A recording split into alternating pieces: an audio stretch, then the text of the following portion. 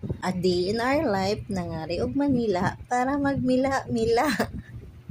For today's video, ay hagad mi ani guys nga mga tudami og Luneta and first time na mo duha ni Abar nga musakay og train sa LRT guys. Kani ako pa nasighang sa Abar nga mauban siya kay di siya ganahan mauban guys. Ganahan siya sa gligid. Diba? Sigara na siya og pero ako gina siyang ipugos guys. Yan naman na ako siya. Kasi ninaawa siyang ready na. Ready to go na siyang. And then si Abar nagligid pa. Ako ni siya i-transition guys. Ako ni kuha yung sinina. 1, 2, 3. Pakak. Kasi nina na siya guys. Si siyang din. Oh. Diba? Dali kayo. Sakay namin. Then karon na namin train station. Tanawar na akong outfit guys.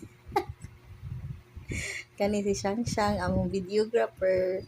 Kung mali po mo guys, sala lang Shang. Sali ako. So kani while waiting guys, ang mga ignoranting dako nagpaabot. Di mi kabaw mo so dun sa una pag tap ng card guys sa train station na naglokat na sila Uya and Fia, and then gihatag ng Uya ang card.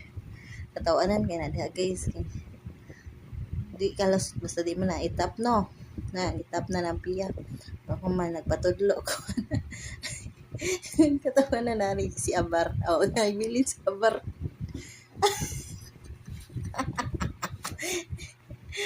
Wala, na excited na kayo hindi ham sa kay elevate sa train nara bijoy ko siya okay. Una na siya wado na ta so dali mo na tag madam dari nga ay sabi guys na sakay na mi mga naong si Igno ay naong na si Igno guys, excited na mi under ng train guys. Nara under na kalmar kay sa Abarkoy. Di ba? Nindot mabiyo ang Manila, guys. Lahi raman sa ginaingon nilang hugaw kayo. Di man, daghan man dahil mga tanom. Pero ang mga sapa, hinuan hugaw, jud kayo. Nara.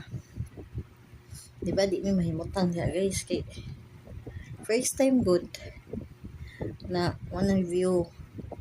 Wala pa man ko nasuhito tiras mga unsa ng station diha amo ang hunungan na video. Pwede naman ka mag-jeep pa dong sa Luneta